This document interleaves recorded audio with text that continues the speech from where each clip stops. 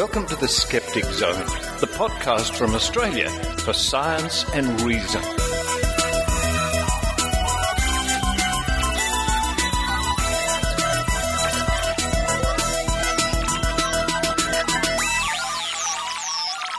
Yes, it's the Skeptic Zone, episode number 148 for the 20th of August, 2011.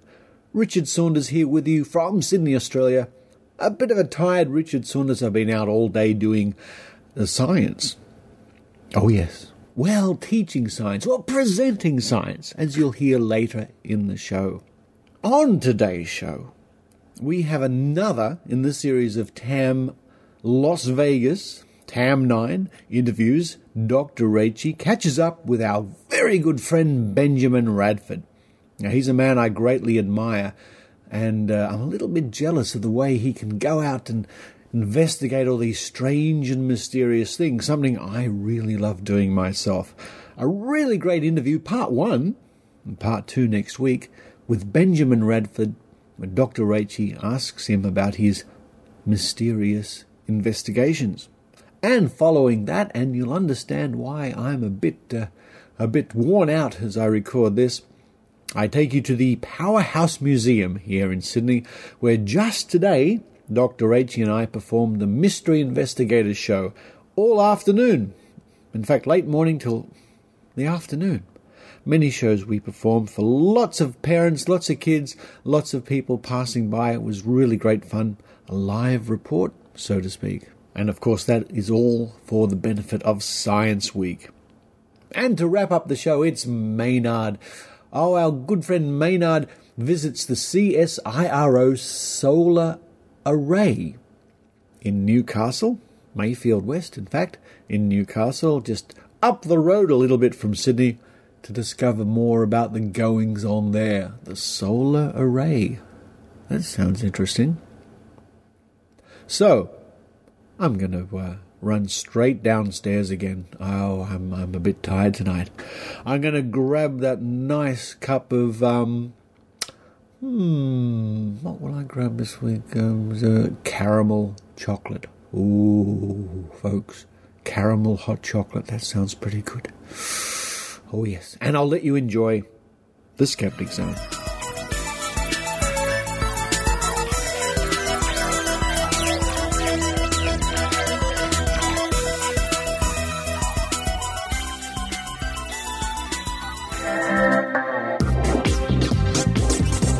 Now it's time for Dr. Rachie Reports with Dr. Rachel Dunlop.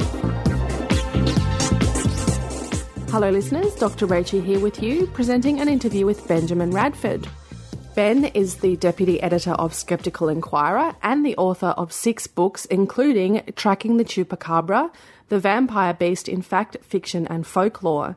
And this is the topic of most of our discussion today. Ben also works with the Committee for the Scientific Investigation of Claims of the Paranormal, and he has done first-hand research into psychics, ghosts, haunted houses, exorcisms, miracles, Bigfoot, stigmata, lake monsters, UFO sightings, reincarnation, crop circles, and many other paranormal topics.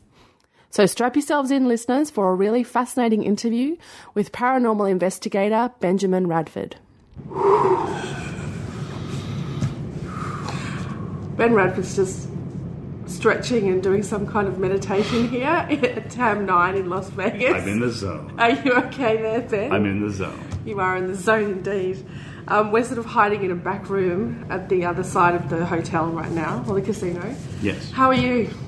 Doing well. I love coming to TAM, just meeting old friends and meeting new ones, and seeing the people out in the field. The people who are interested in these sorts of things, because a lot of times the investigations and the work that I do is very insular. It's writing or it's investigating. It's a very solitary endeavor.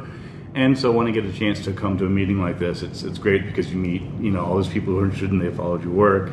Of course, it also gets pretty tiring after a while. Yeah. which is why it's nice to find a little corner to find respite in. But yeah. You have a degree in psychology. Yes. And you're the managing editor of Skeptical Inquirer. Mm-hmm. But you do a lot of other stuff as well. You write for livescience.com and Discovery News. Mm-hmm. But primarily you're an investigator. Yes. But you investigate weird stuff. Ben? Lots of weird things, yes. I've been doing that for about 10 or 12 years now. And just basically everything from monsters to crop circles, miracles, ghosts, psychics, pretty much any manner of weirdness or so-called unexplained or paranormal phenomena.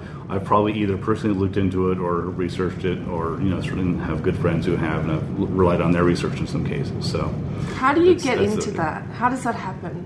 Do you just one day fall into investigating UFOs and hey, why don't monsters? I do that?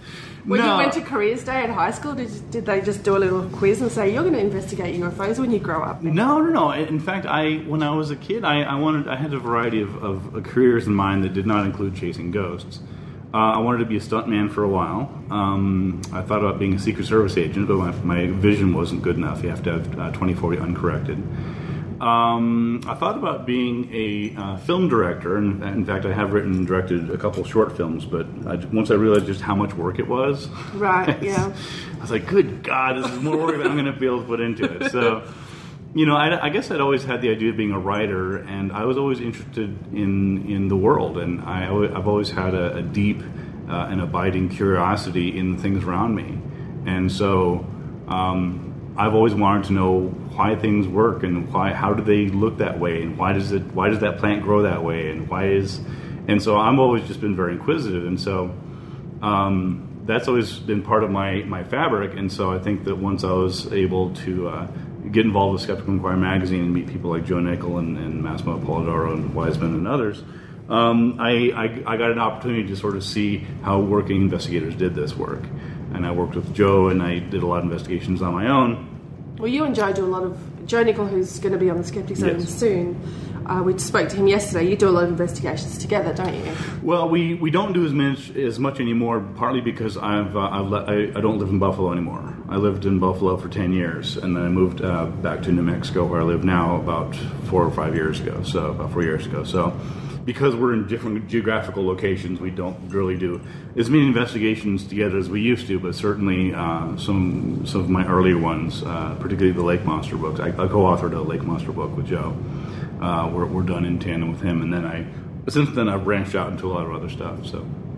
So you've just recently, in the last couple of months, published your most recent book, which is called Tracking the Chupacabra, the vampire beast in fact, fiction and folklore. Yes. Now you are the world expert in the chupacabra.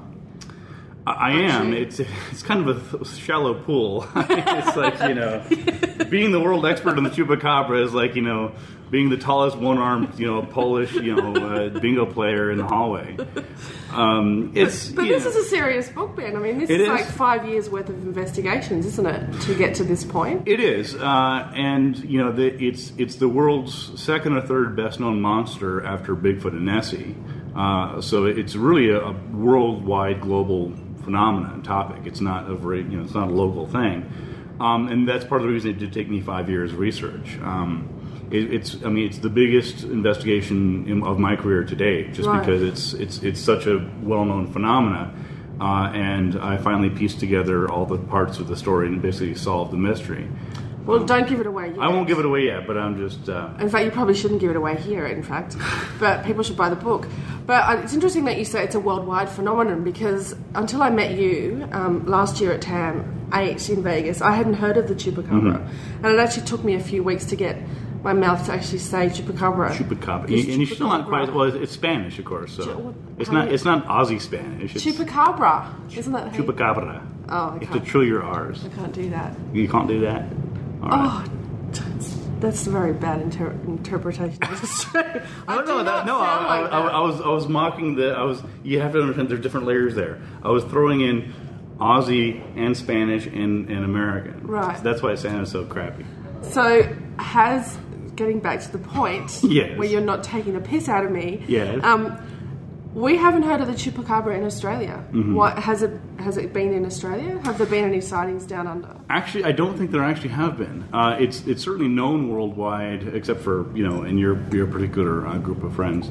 But everybody else has heard about it, certainly in the cryptozoology fields, people who are interested in monsters and that sort of thing. It hasn't actually been cited, to the best of my knowledge, in Australia.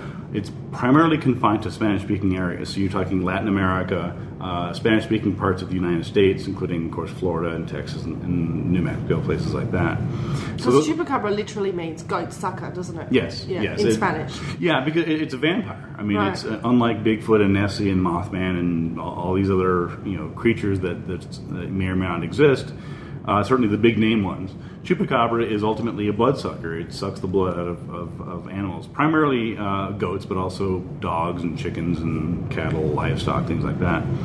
And that was one of the reasons that I was really intrigued by it, is because it's this well-known, certainly in Latin America and elsewhere, vampire that many people really believe exists. I mean, this is something to remember, is that it's not as if, even though the crowd here at TAM is obviously more skeptical than most, even though they probably don't believe in the creature, there are lots and lots of people who really do. They sincerely, absolutely believe that this thing exists and is sucking the blood out of goats and other animals as we speak.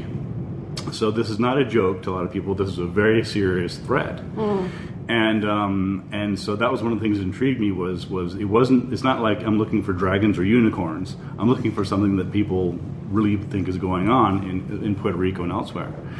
So that's one of the reasons that I wanted to tackle it, was to sort of see if I could bring it all together and sort of assemble, sort of take the big mystery and break it down to smaller mysteries and then solve each of those. So you kind of did a chronological investigation, didn't you? And yes. The first sort of sighting, was that in 1995 in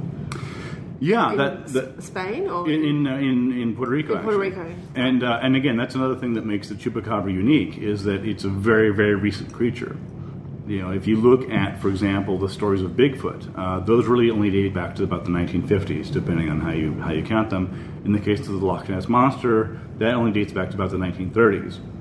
In the case of chupacabra, you're talking 95. Right. Yeah. And so it's just real animals don't suddenly appear out of nowhere. Yeah, it's just generally no. It just doesn't work that way. And so it was interesting, because then the question becomes, well, why? How do you explain that? Let's assume you're a believer. You really believe that chupacabra exists. Then you're forced to say, well, okay, why didn't people hear about this 30, 40 years ago? And they don't really have an answer, except that on occasion I've had people swear to me that they heard about the chupacabra in the 70s and the 80s. And yet there's no evidence for that. I mean, I've actually put out a reward. I've said, hey, if you're telling me that you heard stories of the chupacabra as a blood-sucking vampire beast in Puerto Rico or elsewhere, show me a published reference to it. I offered a $250 reward and a signed copy of my book.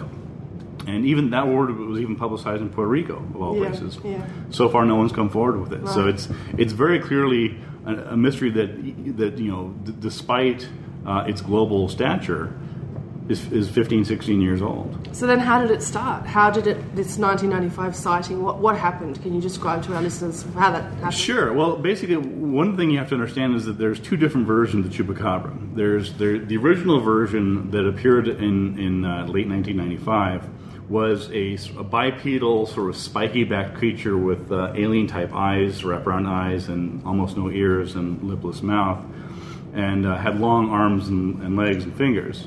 But again, the main characteristic was the spikes going down the back. And that appeared in around August of 95 and was seen throughout 95, 96, a little bit 97, and a couple of sporadic sightings after that. But that essentially petered away by about 2000. And then there were a couple of fallow years, and then right about 2004, 2005 was when you saw the emergence of a second type of chupacabra. And these were canids. These were animals from the Canidae family, so dogs, coyotes, foxes, things like that. And as you can imagine, these were not bipedal, spiky-backed, alien-type creatures. These looked like essentially hairless or nearly hairless dogs that were, not in good shape, but certainly weren't, extraterrestrial. And so, in this case, however, you had carcasses. These things were actually being found. They weren't just being sighted there. People were finding these things, particularly in Texas. And so, for believers in the chupacabra, it was very frustrating to them because they really believed that there was some weird sort of creature, but then the original sightings, no one ever, there were just glimpses, there were just eyewitness reports, there was no actual carcasses.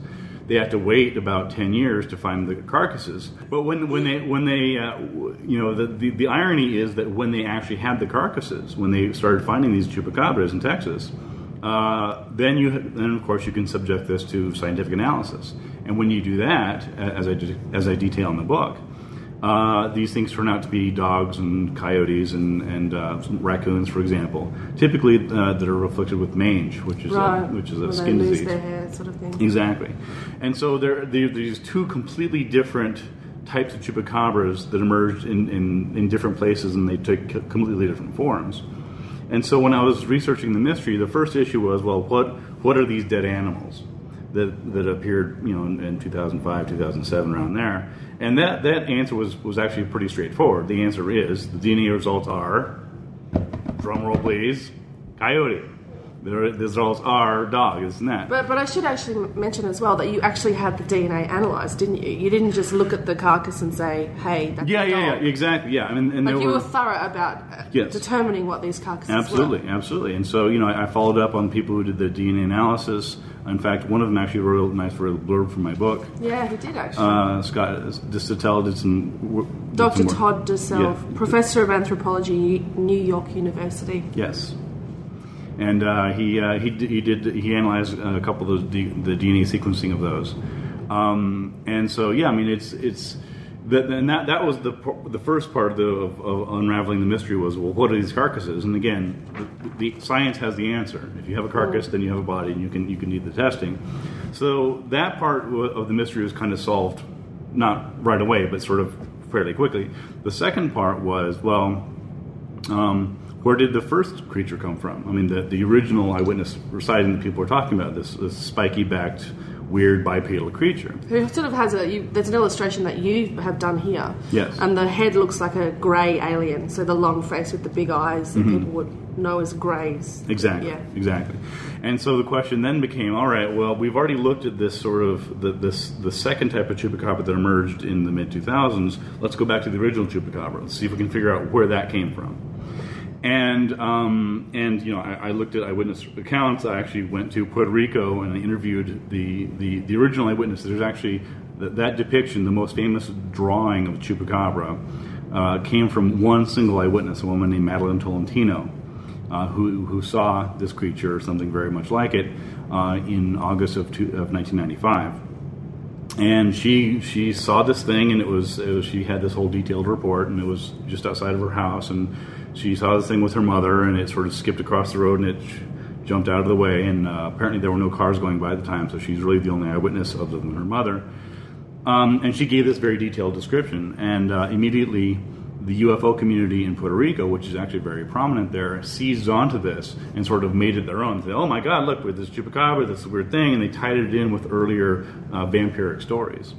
So that sort of got launched into the public's consciousness. And so, in a very real way, the chupacabra is one of the world's most prominent media-made monsters. The chupacabra would not exist if the woman that saw that creature had seen it in 1982 or 1975, simply because the internet didn't exist, and the internet and mass media was a huge player in turning an otherwise somewhat strange but rather unremarkable sighting into this global phenomenon. But how does that sighting that you've just described link to the goat sucking? Did that come after, or did she see this particular creature sucking a goat's blood? Excellent question. I love good questions. That's a good question. I'm not just kissing your ass. That's a good question. A lot of people miss that.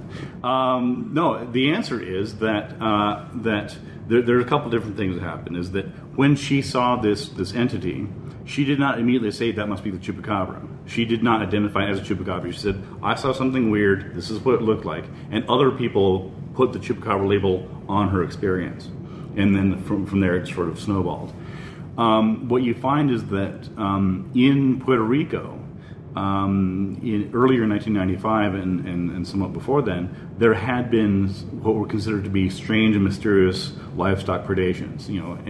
Farmers, for example, would find a dog or a cat or a goat or hogs or whatever that had been attacked by some animal, and they believed had their blood sucked out of them. You find this claim over and over and over and over again in internet, in web pages and magazine articles and books and this and that. Don't aliens do it normally? Well, in some cases, yeah. It's actually interesting because one of the curious facets of the sort of animal mutilation is that you can have exactly the same physical evidence that is interpreted in three completely different ways. Right. I don't know whether I mentioned this in an earlier talk or not, but basically, if you have a goat or a cow or something, let's say, that is found by a farmer with 2 puncture marks on its neck and appears to be drained of blood, if that was found, say, in 1978 Texas, that might be attributed to satanic cults. Right. If you found that exact same carcass in the, say, the mid 80s in New Mexico, that would be attributed to aliens. Yeah. If you found that exact same carcass in, say, South Texas or Puerto Rico in the late 90s, it's a chupacabra. Yeah. And it's a proven fact. That's exactly what happens, is that you have these completely disparate, irreconcilable interpretations, all cultural interpretations, important to note, of the exact same evidence, where different people in different places will look at the exact same damn thing and have completely different, and to each of them, what's all there? What don't you get? There's obviously it's the Satanists. Obviously it's the aliens. Obviously, right. And without that, and that's one thing that I was pleased that I was able to bring to the book is the context, because oftentimes the context is important to solving the mystery, because if you don't understand the broader context of how these different things fit in, then you're just sort of you're pissing in the wind because you don't know how to put it together. And so that was one of the things that I did with it. So ultimately, to get back to your question, earlier in 1995 there was a pre-existing belief that something weird was attacking animals on the island of Puerto Rico. Nobody called it the chupacabra. No one necessarily said it was a vampire, although some people thought it was. And certainly nobody had a form. No one said, oh, it looks like this, it has the spikes in the back. No one said that. It was just, every now and then someone's finding dead animals, we think their blood's been drained, there's something weird. And that there was this sort of social fear, there was this anxiety, like something weird is going on here. And it wasn't until this woman's sighting in August of 1995 that crystallized it. Mm-hmm. Suddenly, oh my God, that thing that's been attacking these animals, she saw this. And it's a chupacabra. We'll call it chupacabra. This is what it looks like. And so her sighting gave an otherwise amorphous social anxiety a very specific, definite form and characteristics. And so that's sort of how that emerged. So you actually went and spoke to her, didn't you? You're not an armchair skeptic, which I guess some people often get accused of, where you just sat on the internet and went, helped her. You actually went out and spoke to her. Yes. In fact, it turned out very well. In fact, a friend of mine, Jenna Griffith, helped me track her down through her ex-husband on Facebook, of all places. Really? Yeah. Wow. The power of the internet. The power of the interwebs. That's right. I had, I'd heard about her, of course, and I'd having researched monsters and things, those sorts of things. I knew about the story, knew about the sighting, but she had basically dropped out of sight since her sighting. She had this event in 1995, and then I think she'd given 1 or 2 interviews and then basically had just disappeared. Just people still talk about the chupacabra, but again, the chupacabra had moved on. It had moved on to becoming a mangy dog. Exactly. Right? Yeah. Exactly. So and that's the thing is that because these chupacabras are these dead hairless dogs are being found in Texas, there's no real reason to connect that back to the original chupacabra sighting unless you're trying to solve the whole damn mystery. Otherwise, there's no reason why people would call Madeline Tolentino to ask her about a dead dog in Texas. So there's no connection unless you sort of piece it together. And so I went and interviewed. I went to Puerto Rico and interviewed Mrs. Tolentino and her ex-husband, who was still there. And she showed me the original site, and I talked to her, got photographs, did an extensive interview with her at a noisy bookstore outside of San Juan. I went to El Yunque Rainforest, which is supposedly the birthplace of the chupacabra. It's a jungle area that actually has a research facility in it, and it's so people have this sort of suspicion, conspiracy element to the whole story because of the presence of a government lab there. Yeah, so there's lots of conspiracy stuff. This gets interesting. Yeah, there's lots of conspiracy stuff in there. And then I also went to Texas to go look at the second type of chupacabra, this dead head that this woman had in her freezer for the TV show Monster Quest. So I was flown out there for the TV show. And then I also went... She had a dead head in her freezer. I can't let that go by. Yes, a dead head in her freezer. She found this woman in Phyllis Canyon. It's actually the most famous chupacabra found ever. There was in 2007. She called it the summer of the chupacabras because she found one or two. I think she's since found another one, but she found one dead dog, or actually turned out to be a coyote, near her ranch out in Cuero, Texas, and she saved it, and she's like, "Oh my God, this must be the chupacabra." She went on the internet, and this is the pattern you see over and over again. Someone finds something they can't explain. They're like, "Something weird." Oh, chupacabra. Pops they right type up. in something weird. Exactly. Basically, yeah, it's something weird, right? And almost never is there a direct connection between. In fact, there's never a direct connection between this dead animal they're finding that looks weird and any blood that's drained. And they're just despite right. So that goes back to my question earlier. So she found a dead what turned out to be a coyote. Yes. But was she finding animals on her ranch that had puncture marks? Or? She had previously found. She said that something was attacking her. I think it was chicken, and that maybe killed like one of her kittens. So yes, the answer is that she. Yes, it did have. The kitten had puncture marks. That's what she said. I mean, I didn't see it, but by this time, this has been a year or two later. She didn't keep the kitten for me to see, thankfully. Really? But she had a head in her freezer. Why didn't she keep the kitty? Well, because she thinks that's a chupacabra. Okay. She's less interested in the dead cat. But yeah, it was curious, and so but yeah, so she kept the head because again she believes it's a chupacabra, and so she kept that in the freezer, and I got to examine it and smell it and. You smelt it? Oh yeah, there's a serious funk around that thing. Have you ever had a dead? Oh, I just had this image of you like putting it to your nose and sniffing it. I did that, yeah. I would have licked it. Well, I probably wouldn't have licked it.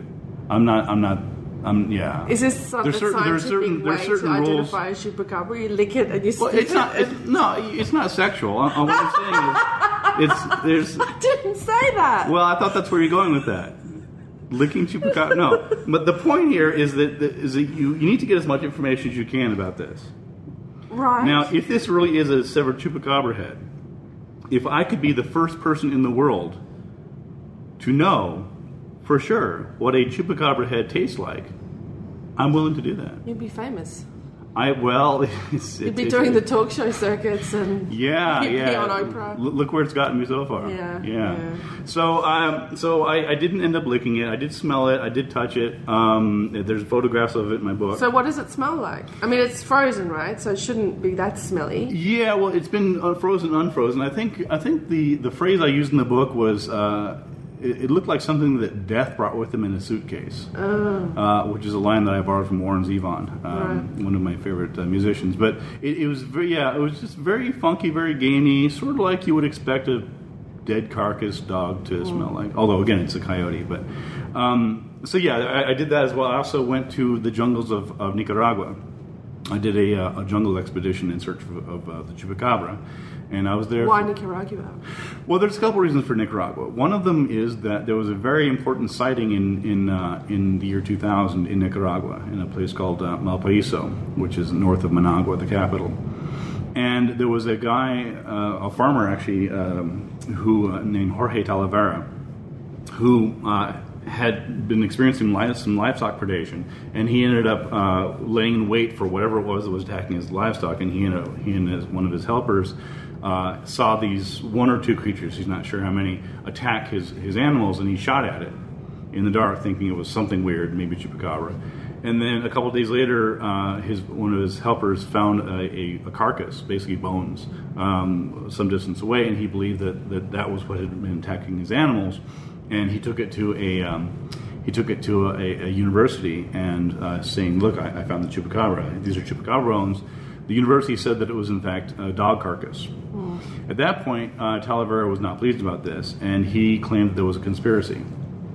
That the university had actually swapped. And in fact, it's interesting, when you look more about the chupacabra, there's all sorts of interesting conspiracy theories going through it. There's creationist stories going through it, folklore, vampirism. It's a fascinating story, at least it is to me, because I spent so much time on it. But anyway, to answer your question, why Nicaragua? That was one reason, was that there had been a significant, even though it's almost certainly not chupacabra, there was a very significant sighting and report in 2000 in Nicaragua.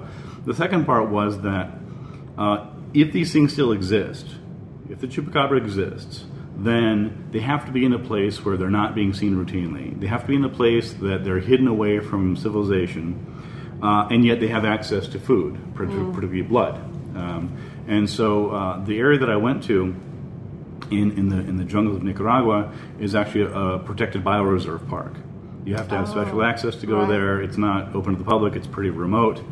And so it made sense that if there's a breeding population of these chupacabras that really are existing and are attacking animals and whatever else, that because it's a protected area, there's animals in there. In fact, there are quite a few animals in there because it is so remote and so protected. That would be a natural place where chupacabra would be able to attack animals essentially without being seen. And as it turns out, I didn't know this until I went there, but many of the areas around it are actually ranches, and there's livestock around it. Oh, right. So as we were going down the river, I'm seeing cattle everywhere. I'm like, well, hey, if I was a chupacabra, this is where I'd be. Yeah. So basically, my point was that, not to address the armchair issue. Yeah, it was important that I actually do field research, go out there, go in the field. You could say, well, couldn't you have spent? I mean, I spent 5 days there. It was a legitimate effort. I mean, I hired a tracker. It was somebody who's in the area. I mean, it was a legitimate expedition. Can I say that I honestly believed I was going to find the chupacabra? Not necessarily, but I was open to it. I mean, this wasn't a joke. I mean, I spent a lot of time and effort to get there, and if I had found any evidence to chupacabra, you can be damn sure I would have followed up on it. So what did you do? You went in there with a tracker and you set up camp and then you looked for tracks? We did a couple different things. One thing was it actually took a fair amount of time just to get there, because we had to go by plane and then bus and then boat and then another road. So this is getting farther and farther away. But we ended up in this little tiny lodge. It wasn't even a lodge. There's no electricity there. There was a little generator that came on a couple hours at night. But we spent a lot of time hiking the trails in the area. We actually crossed the river into the protected area, the biopark area. And looked around there. We hired a tracker, who's been in the area. He's been doing that for, I think, 10 years at that point.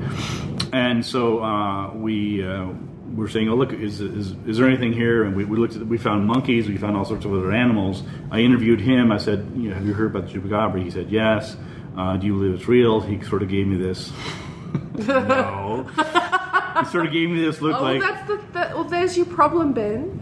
You had a skeptical tracker whose negative energy scared away the chupacabra. They vanished in his presence. Yeah. But to avoid exactly that, I also talked to several local ranchers, because I realized that just because this one particular biopark employee, who was actually very good at finding tracks and identifying animals, just because he hadn't seen it doesn't mean that other people hadn't seen it. And so it was important to me to talk to other people. So when I was in the town, I asked a couple people, people who had ranches nearby. I said, do you work nearby? He said, yes. Have you had any weird, livestock predations or anything else? And he said, no. I mean, jaguars sometimes attack animals. We don't believe in chupacabra. There's never been anything weird like that. So the answer is no. In fact, that's what the guide said, a guy named Fernando. He said that the ranchers here are far more afraid of mad cow disease and jaguars than chupacabras. So anyway, so that was part of it, was interviewing people there, looking for the things, and then the second part of it was looking for tracks. Because it's one thing to say that the chupacabra hides and that you can't always find it and whatever else. It's another thing to say it doesn't leave tracks. And so that was important to me was that even though, I mean, the fact that you can go look for something and just because you don't see it doesn't mean it's not there, but it should leave tracks. Yeah, and it should leave scat too, maybe. It should scat as well, right? Exactly. Which means poo, if you right. Don't know. Poo. It sounds weird when you say it. Poo. But yes, I'll just say poo. So we didn't see either tracks or poo. Well, it could have been there. Because I mentioned poo because poo. Because we don't say that in America. We don't say poo. What do you say? We say scat or shit, or we don't say poo. Poo. Poo. Poo. Poo. Never mind. Yeah, let's just change the subject. So, you do claim that you have solved this 15-year-old mystery of the vampire's origin, but I don't know if we want to give away the whole story because we want people to buy the book. Well, it's a fascinating book. I mean, I can certainly... the book's been out for a couple months now. I mean, if someone really wants to find out what my answer is, it's not that hard to find. But yeah, I mean, basically... I'm convinced that I've solved the mystery, and I don't say that lightly. And listeners, don't forget to tune in next week for part 2 of this interview, where Ben reveals the secrets behind the mystery of the Chupacabra.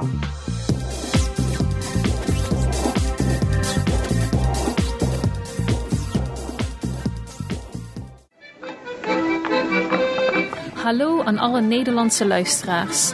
Op dit moment bent u aan het luisteren naar de Skeptic Zone, voor wetenschap en kritisch nadenken. Voor meer informatie ga naar www.skepticzone.tv.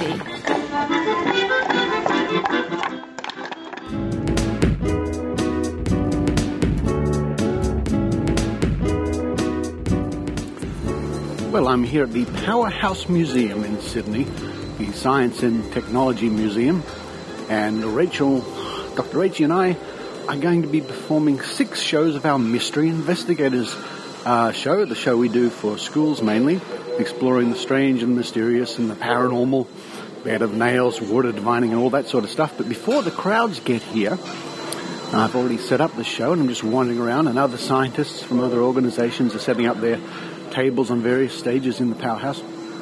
I've come across a relatively new exhibition they have here. They've recreated the surface of Mars quite well in a very large area with lots of Mars-type rocks. There's even a rover which I'm sure gets to drive around this great landscape they've got down here. Little display here. Intelligence into the robot itself, so that when you command it to do something, you're hoping that it will actually do the task before it sends back information to you again. So we can start very simple and just make it do something automatic. There's a man on the screen talking about the rover. If I'm very lucky, maybe during a break today I can pop over here and see the rover in action as it trundles around this recreation of Mars. It's about the size of a big swimming pool. Not an Olympic swimming pool, but a fairly sizable swimming pool.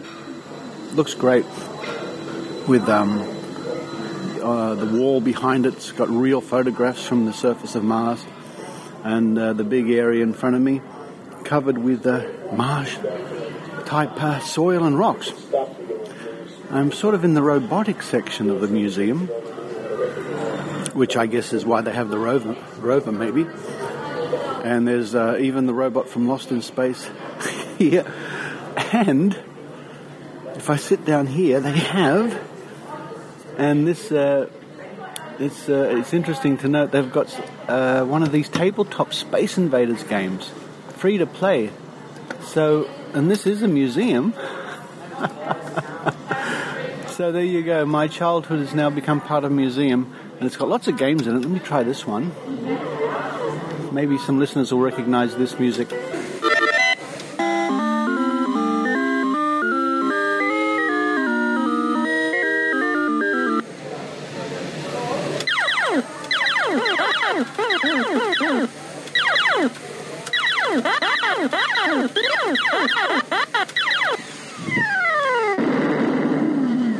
Oh dear. I think I did just as well as I used to do in the early 80s on that game. Oh well. As the noises you can hear is the renovations. They're doing extensive renovations here at the Powerhouse Museum, which is great, but noisy. And I'll walk around now to the Hall of Transportation Memorabilia, a horse and cart all the way up to rocket engines.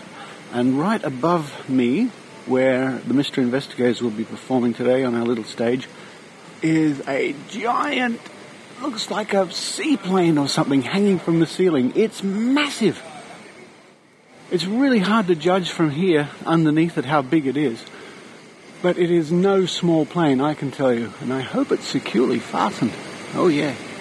Anyway, looking forward very much to our 6 performances today. And I'm delighted to say we're about to start the show, and Dr. Rachie's here. Hi, Dr. Rachie. Hi, Dr. Richard. Looking How are you? wonderful in your black lab coat. I am in black today. It's my new lab coat design. It's, slick and sexy. I think so. Got the stage set up with our water divining tubs, 1 to 6. We've got the posters at the back, and we've got the juggling balls and the bed of nails all ready to go. And we're starting to get an audience, Richard, because I think the show next door has just finished up. So, well, it's actually a really good setup here. We're in the transport sort of part of the museum. So above us is a giant plane. Well, yeah, numerous giant planes actually, but there is one above us that is really huge, and we're hoping it won't fall on our heads during the show. It would be good if it doesn't. Actually. It would be. I think it's been up there for some time. I think so, years and years. I'm pretty sure it'll be pretty stable. But, so I'm looking forward to it today. It's going to be fun. It's going to be fun. Let's go. Well, the show went very well, and we pick up the action now, right towards the end, where we bring out the bed of nails. And Dr. Rachie gets to stand on my back. So here it is, a little bit at the end of the show, where we have the bed of nails. Now, can you just check for us that they're not rubber nails, that they are real nails? Just press your hand here. In the middle. Yep. Are they rubber or are they real? Real nails. Okay. Now, another test we can do. Thank you very much. Listen to this. They're real. Let's see if they're sharp enough at least to pop a balloon. Let's see if they're real nails. Are you ready? Now, everyone is going to put a balloon, so cover your ears. It's going to count. 1, 2, 3, 4, 5. I think that's a real bed of nails. I think that's a real bed of nails. That's really I sharp. think that's a real bed of nails. That's really sharp. Now, you know, it's been a bit of a myth for years that people can really lie down with a bed of nails. I think it's too dangerous. I think you'd injure yourself. Do you think so, Richard? But I mean, Maybe. we are in Science Week and we need to test science. And so I think for science, what do you guys think? Do you think Richard should lie on the bed of nails? For science. Should I do it? Yeah. Ow! You should lie off. For science?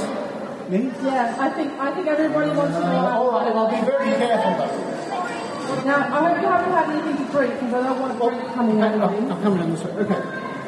Yeah. Oh, Very carefully. I wouldn't do this. Would you guys do Are you sure? You're brave enough. Here we go.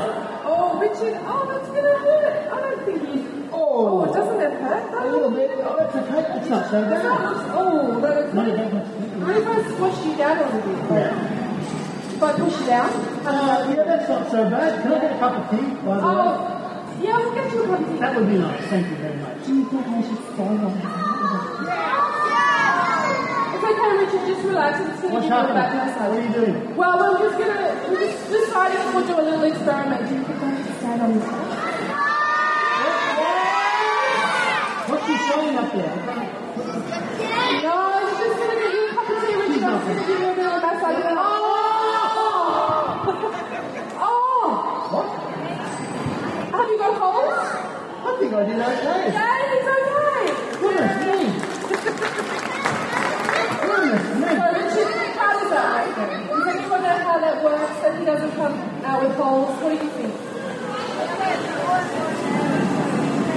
That's exactly right. The answer from the front here is there's more than one nail, so the distribution of your weight was across lots of nails. Lots of nails, and lots of nails are all very close together. But Well, they're not. They're actually pretty sharp. The thing is, a bed of nails was also another great mystery for years, Dr. Rachie. It was. And people thought, how on earth can other people lie on a bed of nails? But using science, we discovered what it was. We discovered what it was. Well, thank you, everybody, for helping us to investigate lots of mysteries today. We are the mystery investigators, and have a great day at the museum.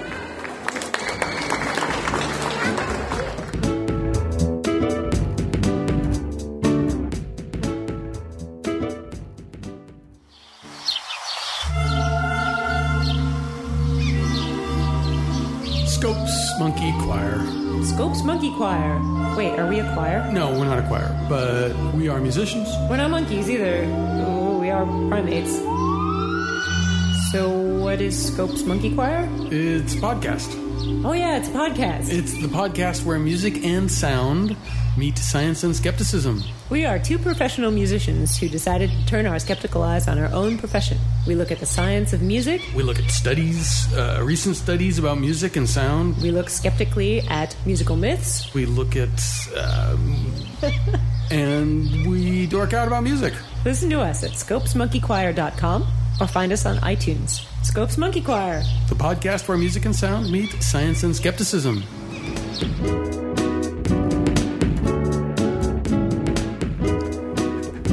Now a word or two or three or four from our friends in Victoria, the Victorian Skeptics. They've got a stand this weekend. It's the 20th and the 21st at Science Works there in Melbourne as part of Science Week. Friend of the Skeptics, Nicholas Johnson, will be putting on a magic show next to the Skeptic stand, and the Skeptics themselves will be doing demonstrations of the ideomotor effect, more commonly known as dowsing, and also kinesiology, applied kinesiology demonstrations using the famous placebo band, and I think we know a little bit about that. Then on the following Thursday, the 25th, you can dine with Leo Igwe all the way from Africa at Lenota Restaurant. Leo is known as a campaigner for reason, humanism and skeptical thinking in Nigeria. And apparently there are still some places left for that dinner. The following Saturday, the 27th of August, Leo will be speaking at a much larger venue, Trades Hall in Victoria Street, Carlton. The talk will be entitled Witch Hunts, Injustice and Superstition in Africa. The cost is only $10 per person, with proceeds donated to Leo to help his work in Africa. Now, for more information about these events, and each one would be well worth attending, go along to the Victorian Skeptics website, which is http://vicskeptics.wordpress.com, or just Google Victorian Skeptics.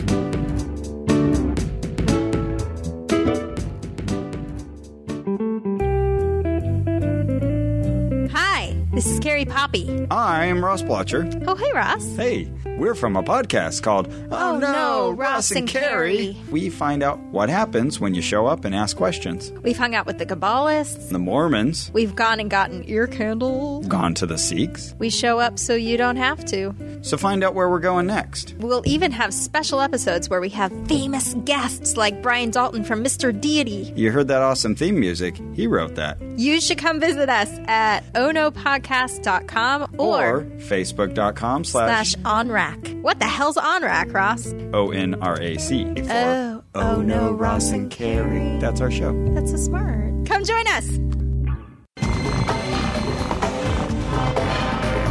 Here's Maynard's spooky action at a distance. Well, I'm standing in a hill at Mayfield West looking at the CSIRO. I like to call it the death ray, but it's not as science fiction as that, but it is science fact we're looking at. Look, please let us know who you are and what marvel we're looking at over here. So my name's James McGregor. I'm the Energy Systems Manager here at the Energy Centre at Mayfield West. And Happy Science Week. Oh, thank you. Yes, it is National Science Week, and what's going on here today. We've got lots of members of the public here. So this particular project is one of our new high-tech temperature bad boy on the block, high temperature solar tower. And what we're actually doing here is concentrating the sun's energy to heat air to about 1,000 degrees Celsius. Now, when the Spanish see this, do they get really pissed off? Because they've got something over there, and from what I've seen, it's rubbish. It's complete rubbish. In fact, I write letters to them saying they should just pull it down and get themselves to Newcastle West and build something like this, because this is better than what they've got in Spain, and it gets all the coverage on Discovery Channel. What's wrong with that? Certainly optically, this particular facility is much higher performance. However, the Spanish you're talking about, Abengoa Solar, are actually one of our partners now, so they actually are here. Spanish top people. I've never said anything bad about them. So are they partners because they're basically trying to do some industrial espionage on us? Is that what's going on? No, I don't think that's the case. I think they've seen the quality of the research that's going on here out at in the Hunter, and they see some real value in helping them to improve what they're doing over there in Spain. Now, correct me if I'm wrong, and I probably will be about 3 words into this, is that what they're doing is they're heating water in Spain with the solar radiation focusing, and we are heating air to make an air turbine. Is that correct? That's correct, yeah. So they heat water, produce steam, put it through a steam turbine, same way conventional fossil fuel plants typically operate, or coal-fired power stations operate. Yeah, which is all right if you've got plenty of rivers, but if you're in the middle of, say, the Simpson Desert... Yeah, absolutely, and water is a big issue. So, and that's one of the reasons why we're focusing on this solar Brayton technology, which is basically a gas turbine that's been modified to run on solar, and the only 2 inputs we need are basically sun and air, and we can generate electricity from it. And of course, the big difficulty is base load. How do you make sure that we've got some power for our modem? There's a couple of questions there. So one, we can do storage. So there's actually a solar plant that's opened up in Spain with our Spanish friends that actually operates 24 hours a day now, called Gemma Solar. So how do you keep the heat from the sun during the night time? Yeah, so what we do is we can use liquid metals, we can use things called molten salt, so we basically heat up materials to go to very high temperature and put them in a big hot water tank effectively. So solar hot water that people have at home is an example of thermal storage. So water gets heated during the day and you use it at night when you come out of a shower or after you've been watching whatever you watch on the internet. And of course, as Montgomery Burns loves saying, solar energy has no future because it can't actually make large-scale productions. If this was scaled up, what do you think would be the maximum output? I mean, could we dwarf something like we've got over at Lake Marmora there? How many gigawatts could we get out of one of these if we get it? Well, if we look at Australia's solar resource, every 3.5 days or thereabouts, the amount of solar energy that lands on our country is enough to power the entire world for a year. So there's no limitation really on the solar resource. This particular technology here, we expect to have about 10 megawatt would be the sort of unit size you would have there. And if you want 200 megawatts, you just build 20 of them. So there's really no upper limit in terms of the capacity we can generate with these systems. And is there any plans to trial it at any city in Australia? Or hang on, why do we trial it in Spain? Just see how it goes there first. Certainly we're working with some of our industrial partners, so Mitsubishi Heavy Industries also, to identify the next scale, which is about 10 times bigger than what you see here today.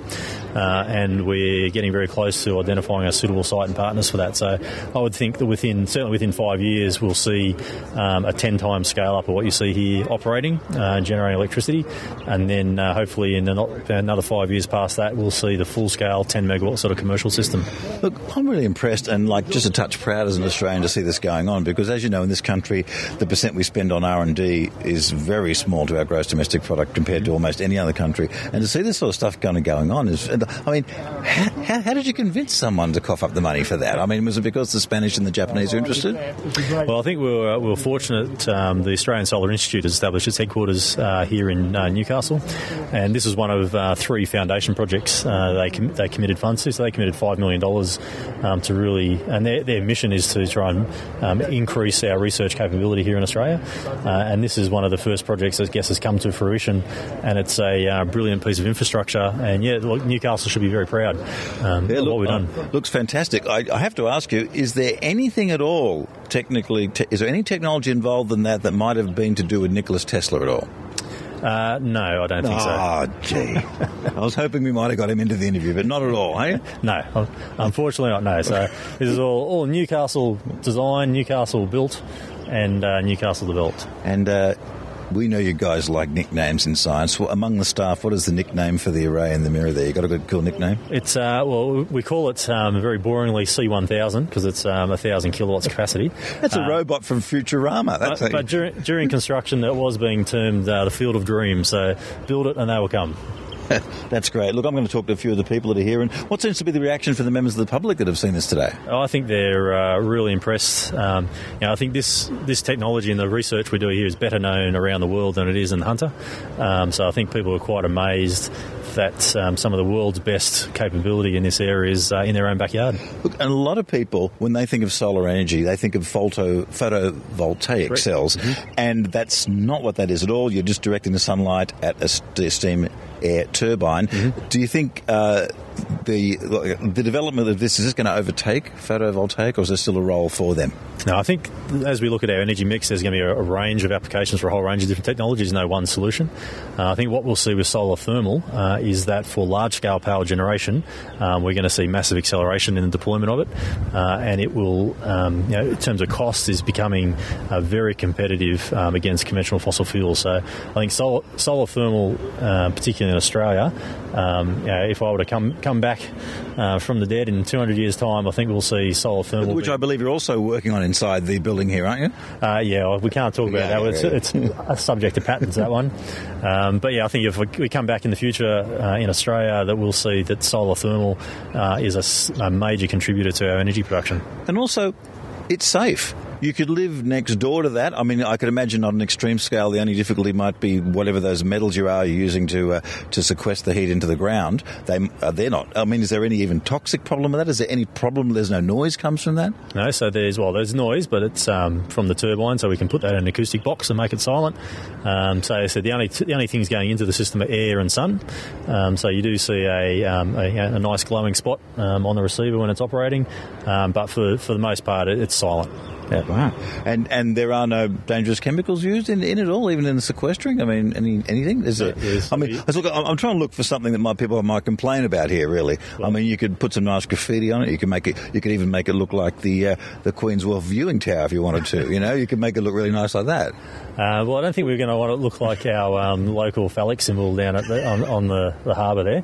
But look, really, the only two inputs are sunlight and air. So, there's no chemicals, there's no fuels, there's no, it's steel and glass, the sort of things people find in their own home. So, look, we're really excited and think it's going to be a great technology for the future. That's fantastic, and I just want to see bigger and bigger ones of them. Well, so do we. We as we look to the future, we're liking to see these sorts of things, not only in Australia, but for Australia to actually punch above their weight and help contribute to the rest of the world's energy problems.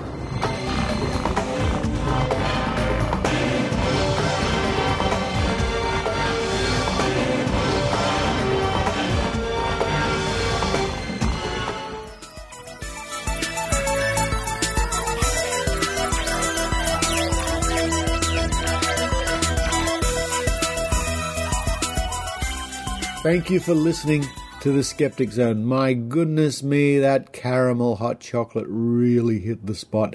Tune in again next week for part 2 of Dr. Rachie's interview with Benjamin Radford. And I interview some scientists from ANSTO, the reactor here in Sydney at Lucas Heights, and talk about their public outreach program. As always, I thank all those listeners who kindly contribute less than $1 a week towards the upkeep of the Skeptic Zone. Your money really does go to good use, with microphones and audio equipment and champagne and lobsters and what else? Car hire, expensive. No, your money really does help us putting the show out week after week. So, until next week in that part 2 of Dr. Rachie's interview, this is Richard Saunders signing off from Sydney, Australia. You've been listening to the Skeptic Zone. Visit our website at www.skepticzone.tv for comments, contacts, and extra video reports.